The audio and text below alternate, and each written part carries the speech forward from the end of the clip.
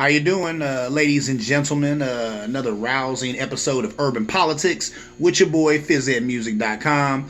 I want to say what up to all the people who've been showing me love, people who've been dropping comments. I appreciate it. I'm going to tell you, like I think I told you before, if I understand a comment, I would like to respond to it. But if I do not understand a comment or a question, I can't respond to it because I don't understand it. So I just put that out there. But I love the feedback I've been getting. I'm like, people actually watching the show, that blows me away. So, and actually engaging with me, please do. Like I said, you're in the pushback zone. Please push back. You know what I'm saying? I live for the pushback. That's how I learn too. So if you got a difference of opinion or something, or a certain kind of way that you feel, let me know. A few things have going on. Since I came to you last, it's always an interesting political climate with the current administration. That's about all the credit that I can give Trump. He's interesting. I give him that. He's interesting. So with this current political climate, it's been very interesting. But I'll probably start off with I think some social stuff, maybe some pop culture stuff, and then we'll ease into the politics. You feel me? So let's do what we do. Check this out. The first thing I want to talk about is Pastor Troy versus Lil Nas X. I guess Lil Nas X was wearing some get up on the red carpet. Shame is I haven't even showed that image or whatever. I need to get that image together so I can even see what he was wearing. But I think I saw it for a minute because I was reading, obviously about this story, and they showed it for a hot second or whatever, and it was something probably a little flamboyant. He's a gay man. Pastor Troy, of course, took offense to that or whatever. I didn't like it. Said some stuff, and I'm paraphrasing or whatever, saying, but he said something about, I guess I'll never have a Grammy or whatever, or this you got to do to get a Grammy or whatever. So there's that.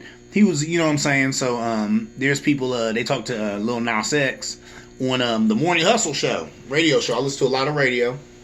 He was on there, and they were talking to him about it. And there were people calling in. A lady called in, and she's like, here you are, another black man going against another black man. We're always pulling each other down. Why would you have anything negative to say about him? He's done positive things. He's been very successful. Why would you come at him like that?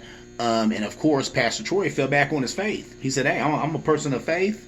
And you know what I mean? That goes against my moral compass. I don't agree with that lifestyle. There you go. I wasn't surprised to hear that. Pastor Troy is the king of Atlanta. Here's a guy who sells out shows in Atlanta. He is a Southern brother. A lot of my family from the South. My mother, the minister, is from the South. I know how the South is. The South is the Bible Belt. Don't get it twisted. Now, first of all, like I said on this show before, all black people are religious. All of us. You could talk to a drug dealer and he gonna talk about God blessing all the trap, just like Future. You know what I'm saying? But then you know what I'm saying, you talk to a older black sister, of course she's religious. We all, black people, we just have that in us. And there's some of us who don't like it because they think that it's made us docile and it's the reason we haven't fought back against the white man or whatever. I would venture to say that we've had it even before they introduced it to us, and it's really just a part of our nature to be like that. Be forgiving. I've already talked about that and went down that road. So staying with this story though. He took issue with Lil Nas X's outfit and talk stuff about it, whatever. People say he's hating and bringing him down. And I'm like, people need to understand this thing goes both ways. I was telling a friend of mine that I have a conservative friend who watches the show. I'm not going to say his name. He had friended a gay chick that, or a gay woman, that we worked with, and she had posted some stuff, and I guess a friend of his on Facebook posted some stuff against what she posted, and then they went in on him. And, he was even saying, I don't like the fact that they want us to be tolerant of their lifestyle or of their choices, but they, won't even hear the fact that, we do have objections. We're human beings. So it should be okay to voice that objection and not get lambasted. I'm like, I hear that. It goes both ways. And that's what the LGBTQ/NB, that's right. Let me break that down in a minute. But anyway, the LGBTQ/NB movement needs to feel that. You can be out and proud. We respect the fact that you're gay. We respect the fact that you're out the closet. But there's going to be those people who have opposition, and they're allowed to have that. They're allowed to not like you. Years ago, because I've been working with kids for like 20 years. Years ago, when I first started this school, I can say this is on Allen Press. It was great. Had a great time there. Working with these kids, there was a white woman. And she told me, she said, this kid I worked with, he didn't like me. He didn't like me. He just didn't like me. We didn't get along. We didn't have too much in common. He didn't like me. She said, and I told him, it's okay to not like somebody. It's okay to be turned off by somebody. And that's real, ain't it? That's real. Think about that. And that impressed me. I said, wow, you know what I'm saying? How secure this woman is in herself to tell a kid. But that taught me a lesson, because guess what? People are allowed to not like you. People are allowed to not agree with you. People are allowed to not like your lifestyle. Feel me on that. They're allowed to not like your lifestyle. It doesn't mean anything. It don't mean anything. Doesn't mean that you're wrong. Doesn't mean that you're going to hell just because they say you are. It doesn't mean any of that. It just means here's another human being who doesn't, jive at what I do. And that's fine. We're all individuals. So LGBTQ/NB movement, feel that. People I'm not telling you anything you don't know, but listen, people are not going to agree with your lifestyle. People are not going to agree with your choices. Guess what? So what? You're living your life. She would have Lady Gaga say, don't be a drag, just be a queen. And I agree. Let it go. Everybody's not going to feel you, so what? That is what it is. You know what I'm saying? So, and you have to be okay with that and allow, a place for that. Allow space for that, Because really, like I say, you always, like I say right here, you're in the pushback zone. When people give you pushback, you learn some things. You learn some things about yourself. And then you learn about their perspective, and maybe you learn a way to change your perspective, So there's that. We move on. President's impeachment. Yeah, president got impeached. He got impeached. What does it mean? It means a whole lot, actually. But it's I guess it's more symbolic than anything. Trump, he's an egotistical guy. He's a narcissist. So it's really getting at him that now he has oh my Lord, and pardon the pun, a black mark on his record. That's killing him. That's killing him. It's eating him alive right now. And I, like a lot of you, take great delight in knowing that. And that is what it is. You know what I'm saying? But he's always demifying Barack Obama. He's always going at that brother's neck. He don't talk about any other president, but he always got to bring up Barack. He just always got to go at Barack's neck. So it's good that, you can say whatever you want to say, but they're like, well, Barack Obama was never impeached. Ooh, there you go. And he get that. He's been impeached. It's a black mark on his record. He will live with it forever. His children will live with it forever. I go on record as on this show years ago saying becoming president will be the worst thing that happened to Donald J. Trump. That will be the worst thing that ever happened to him. And I know he's too stupid to even get what I'm telling you right here. It'll be the worst thing that ever happened to him. Because I'm like, here you were, a guy doing business and being the slimy dude you were, but then you put yourself on blast becoming president. I don't know, man. Guy's a sloppy criminal and his friends are sloppy criminals, but you've seen that play out in the news. So that's how the impeachment went. He go over there, Mitch McConnell, Bitch McConnell, excuse me, I know this is a children's family show, but that's what I call him, the B word McConnell. He did, no witnesses, no nothing. He just wanted to get it out of there real quick, and they did that. They acquitted him. So now he feeling like the Teflon Don. He probably gonna go out here and do some real flagrant madness. We'll see what happens, but everybody gets their comeuppance. Karma is real. Even for you, Mr. President. Moving on. I want to talk about that State of the Union address that he gave that was preposterous. It was crazy. First of all, you know what I'm saying, in good faith, they come in the door and Miss Pelosi was like, hey, shake this guy's hand. Just shake the guy's hand. You know what I'm saying? Hey, I'm a politician, you a politician, we want to agree on each other, and we got a little beef, but hey, let me shake your hand. Guy snubs it. Don't even shake her hand. I'm like, wow, that blew me away. Okay, so then he does his little speech or whatever. It was horrible. He said a lot of lies in that speech. There's no way that I could even go through all the lies that you said in that speech. But I'm going to tell you this. The one that pissed me off the most was talking about saving pre-existing conditions. That's a lie. That is a lie. Okay? His administration right now is appealing to the highest court in the land, trying to get rid of Obamacare, trying to get rid of protecting people with pre-existing conditions. Going strong for healthcare companies who want to rape you and take advantage of you and let you die somewhere while they suck you dry of all your money. He's doing that. So to sit there at that State of the Union and lie to people and tell them that I'm going to fight for you for health care, man, that's a lie. Somebody should smack him in his face. That's wrong. He's wrong. He's wrong. And that was wrong. And that's why Miss Pelosi at the end, what she do? She got a speech together. She ripped it up. Ripped it up. If she was me, she would have ripped it up and threw it in the air. For real. Like, man, this is garbage. This guy is full of, for real. Because that's ridiculous. I take offense to that. I really do. And I take offense to it, I think, mostly because I know that there's plenty of Americans who hear that and believe it. They believe it. They believe it. Even if they saw this show, even if they see Rachel Maddow, even if they see Wolf Blitzer and he lets them know, hey, that's a lie, and tells you the same thing that I just told you. His administration is in court right now fighting to get rid of the American Care Act. Fighting to kick people off of their insurance so that they die in a gutter somewhere because they couldn't afford health care. You'll hear that from me, hear that from them, and they still won't believe it. So that's what really makes me mad, I think. That he plays on the ignorance of Americans, and that ignorance is pervasive. Moving on. Moving on. Gotta laugh to keep from crying. I wanted to talk about the Iowa caucuses. Had that. Democrats still trying to get in there. They're still vying for their top spot in the land. Everybody wants the executive office. Who don't want it? That's a cushy little job. It's a fresh little job. Shouldn't be a cushy job. Actually, should work a lot as president, but it's a nice gig. And it's a historic gig. A lot of people want it. So they in Iowa doing their thing. People was taking issue saying that why is Iowa always the first to pick? Why are they always number one? And I guess in 76, the year I was born, Jimmy Carter did that. He went down there and started politicking or whatever and kind of made them the first place or whatever, the premier or whatever. So that's cool. I really ain't mad about that. They were talking about how there's no diversity in Iowa. There isn't. There ain't no black folk in Iowa. Ain't no Spanish folk in Iowa. I was watching some of these caucuses and stuff on MSNBC and all this other stuff, and I saw a few people of color scattered around, but not like that. So I'm sure the numbers aren't that large.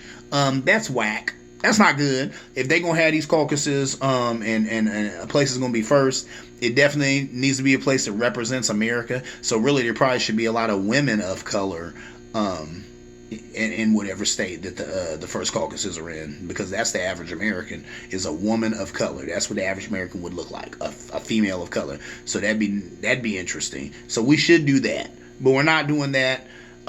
These Iowans, they really care though. I see a thing on TV and the lady was amped. She said Andrew Yang, he was on my lawn, he shook my hand, he kissed my kids, I talked to him, They're amped about these people, man. I mean, they was amped about these people like they was rock stars or rappers or something. You know what I'm saying? It was like, yeah, Joe Biden. He was at the, he was at the restaurant and he was eating pie.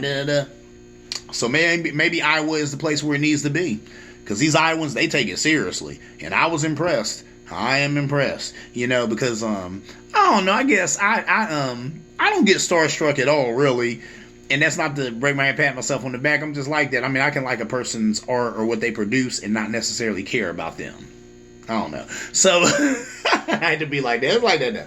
So, you know what I'm saying? But I guess if I met a politician, you know what I'm saying, I'll be a little starstruck.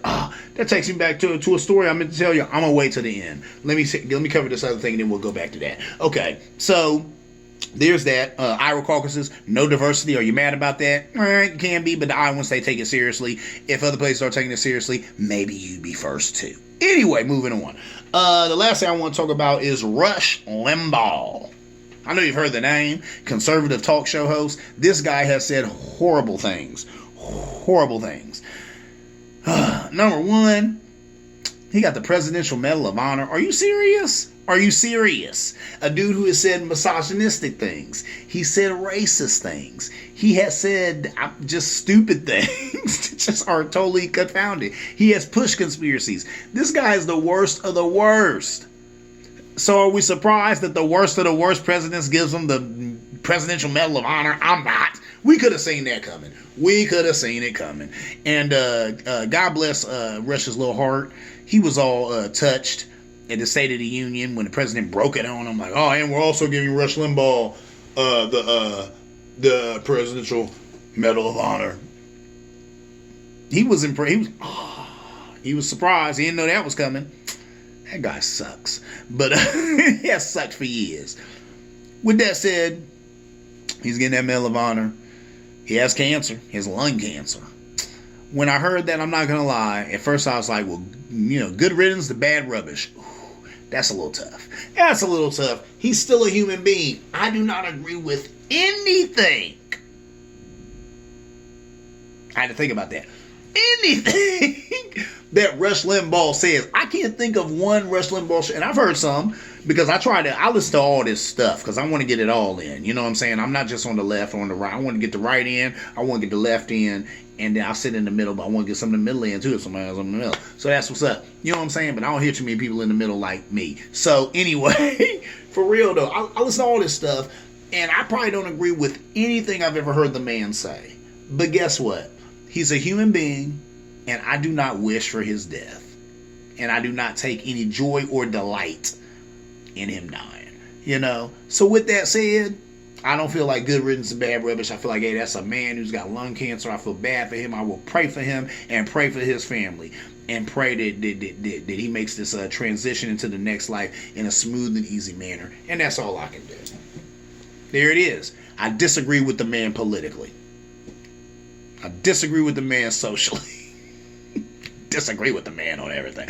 But anyway, that is what it is. Okay, I'm getting ready to wrap it up. We're almost done here, ladies and gentlemen. Let me tell you one last thing. Going all the way back up to the first thing I talked about, Pastor Troy. Pastor Troy, I met him. I was in Atlanta for it was a business thing. I was working for an agency. I won't even say the agency's name and all that right here. I was working for an agency, and we went on a business retreat. You know, we was going to hear people speak and stuff like that, and trainings and stuff. And we're in Atlanta, and I was at this. I'm in this bar. Well, I'm kind of in this hotel, so it's a bar, and there's a lounge, and there's another bar over here. It was a big old hotel. So I'm chilling, and a guy comes over to me. He's got his lady with him, and and they're having a conversation. She's like, "That ain't him. That ain't him." He's like, "Man, I'm telling you, girl, that's him. That ain't him. That ain't him." So he comes over to me. He said, "Hey, man." He said, "Look over there." And I said, "What?" He said, "Look over there." I look over. I said, "Okay, wow, okay, I see some brother, and he getting dapped up by three, young white guys." Well, at this point, he was just kind of chilling, and I think, there was like a black couple talking to him. And I'm like, okay, there's a brother, and I said, he got a goatee, and I'm thinking in my head, he looks like Pastor Troy. But I didn't say it. So then the brother come to me, and he said, "Ain't that Pastor Troy?" I said, "I'm not going to front. He looks like Pastor Troy. That does look like Pastor Troy." I'm a huge fan of hip-hop. I like Pastor Troy. The guy rips. I knew who he was. I'm looking at him like, dang, that does look like Pastor Troy. So at this point, dude's with his, he's still going back and forth with his woman. She's like, that ain't him. And dude's like, look, you see them other people talking to him, man. They knew who he is. That's Pastor Troy. He told me whatever. So then I see them whatever. They walk off or whatever, which was weird. They just walk away.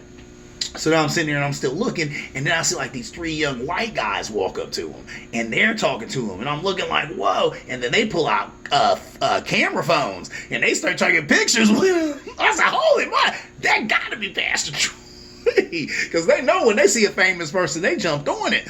So I couldn't believe it, they're taking pictures with him and stuff. I'm like, oh yeah, that's Pastor Troy. So I run over there, and by the time I was running over there, he was leaving. He started walking towards the elevator. He gets on the elevator, right? He pushes the button. The doors are closed. I put my hand in there. Boom, the door's open. I said, "Hey, Pastor Troy, I love your music. Man, you're great. I just wanted to say that, man. I really like you. Dope. Your music's amazing." And he dapped me up. He was like, he dapped me up, threw me two fingers, and said, "That's what's up." Boop, and went back up to the penthouse. Because at that point he was hot and people knew who he was. He knew he wasn't going to be able to chill out there like a normal person. But that's my Pastor Troy story. That was funny. But he was real cool, you know what I'm saying? Because I dapped him up, and he took and even though you got to think, the guy pushed the button, doors were closing. I put my hand in there to stop the doors. Because I was like, man, this Pastor Troy, I do want to say something because I actually like this guy. You know what I'm saying? So I stopped the elevator doors with my hand. They opened, and he was looking like whatever. And I say, "Man, I love your music. You're a great guy. You're dope." Da da da da da. And he was like, "Dap me up," and I'm out.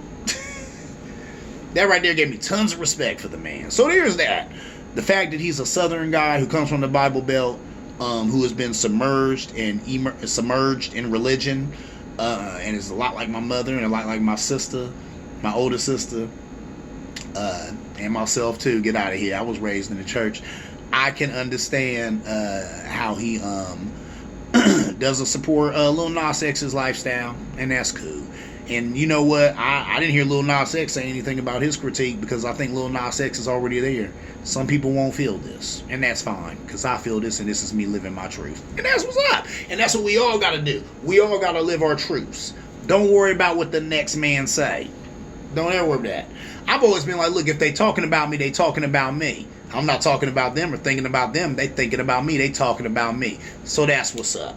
Hey, what can I say? Another rousing episode of Urban Politics. I'm gonna get out of here. I got other stuff I gotta do. What can I say, man? It's 2020. We gonna talk more about this political madness because there's all types of stuff going on, and I guarantee, I promise you, Trump is not done with the antics. He's not done with the shenanigans. So with that said, see you around like a donut. Urban Politics. Please subscribe. Go to YouTube and subscribe to your boy, because you see I do this all. I try to do this whenever I can, whenever I fit it in. I fit it in today because the lady and the little one are out doing their thing. They're out at a birthday party for another kid, so I had a house to myself so I could really get loose with y'all. But Urban Politics. Oh my Lord, I'm late for another job. See you around like a donut.